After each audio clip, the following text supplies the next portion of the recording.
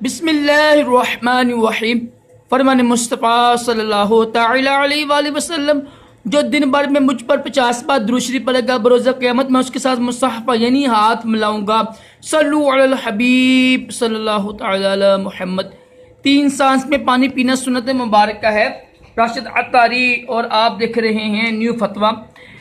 انشاءاللہ دیکھیں آج یہ ماہنامہ فضان مدینہ ہے دعوت اسلامی کا جولائی کا۔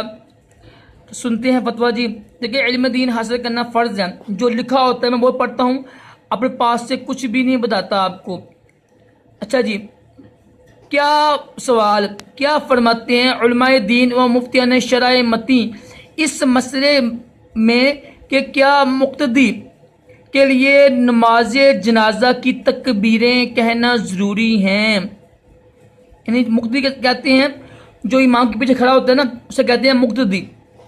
بسم اللہ الرحمن الرحیم۔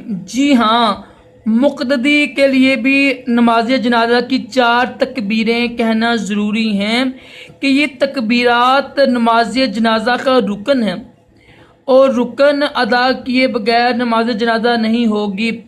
نیز ان میں سے ہر تکبیر رکعت کے قائم مقام ہے، اور جس طرح رکعت والی نماز رکعت چھوڑنے سے فاسق یعنی خراب ہو جاتی ہے، اسی طرح نماز جنازہ بھی تکبیر چھوڑنے سے فاسد یعنی ٹوٹ جائے گی، خراب ہو جائے گی، ہوگی نہیں۔